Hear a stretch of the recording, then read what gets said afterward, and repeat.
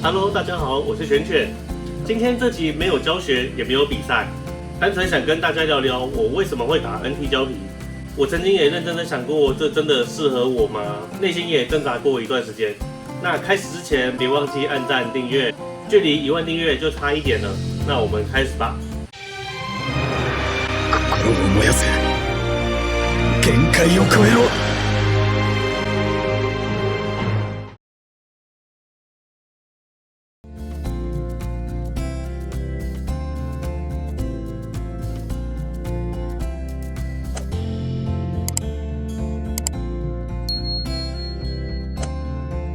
在说我接触 NT 胶皮之前，那我们先来说我是如何接触桌球这项运动的吧。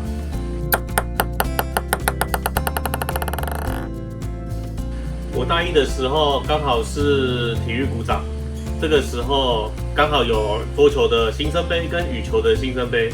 那羽球的新生杯呢，我们班上已经有人报名了，差桌球的新生杯没有报名。因为没有人报名，所以我自己就跳下去打。第一场赢了很开心，虽然在那些桌球社的人眼里看起来就像菜鸡互啄而已。隔天来到了第二场我直接被曾经是校队的对手3-0。他发的球我真的不会接，被暴打之后让我对桌球产生了兴趣。原来桌球也可以玩成这样啊！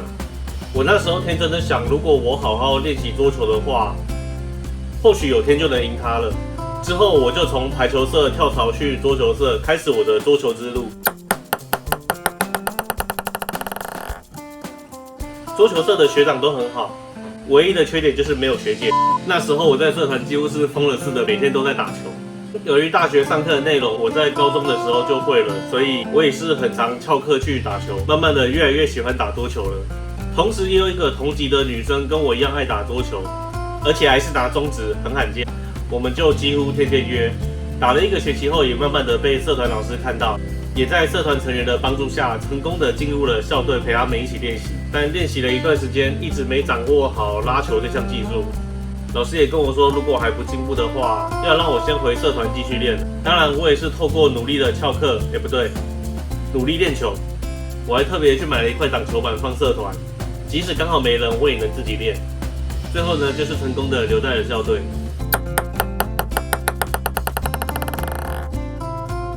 大约在我大3的时候，在 FB 社团桌球爱好者联盟看到了一篇贴文，在讲 NT 相关的东西，马上就有兴趣了。因为连我在打双平面的时候，也是属于喜欢打不按理出牌的套路。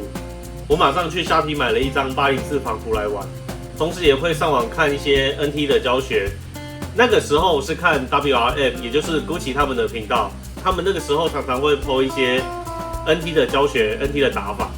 刚好我又懂一点点的日文，所以我的 NT 之路算是开始了。打了1-2天之后，我发现804仿我没有我想要的效果，我又买了材料专家的 Mega Block， 后来发现这就是我要的手感跟效果，再配合我不按理出牌的打法，越玩越上头。而且我再也不怕接对方的发球了，只要推回去，不用想旋转如何变化什么的，因为那是对方要解决的问题，就是疯狂的把问题都丢给对手就对了。然而就在这个时候遇到了一些麻烦。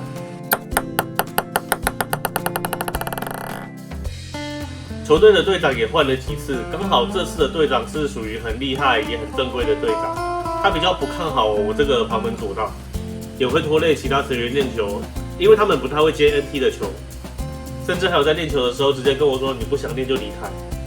社团老师是没有阻止我打 NT 胶皮他跟我说要练 NT 就好好练，不要 NT 跟双平面交互再打。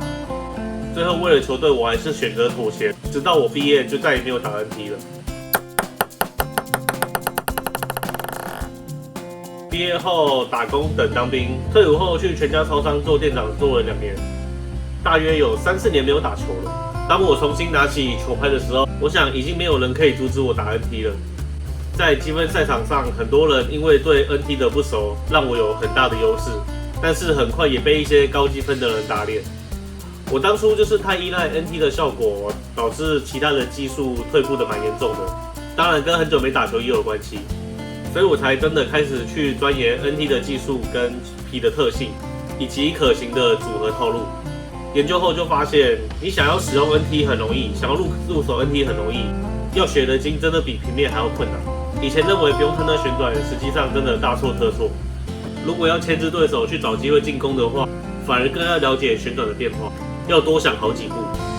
遇到对手快速回击，平面胶皮可能不用想，来不及的话快带或是挡回去都还有机会。但 NT 胶皮就不一样了，要先预判对方可能会冲这一板，不然会来不及，借不到力，最后就容易掉球。相比平面的套路就是发球抢攻，发球抢前三板。NT 有更多的套路与应对的方法要去记，角度不对，触球时机不对，力量不对，这些都可能造成不同的效果。当你认为跟 NT 打很烧脑袋时，其实 NT 跟每个人打，如果有认真在应付的话，打 NT 的人其实每一场都很烧脑，没有想象中轻松的。加上 NT 真的罕见，教学资源又不多，这也是为什么我后来要来特别拍影片，慢慢让 NT 这个东西浮出台面。至于更多的细节，就要留到之后的为什么我要拍 YouTube 再慢慢说了。如果这影片回响大的话，我再出下一集。这集影片到这里，我是全全，我们下次再见，拜拜。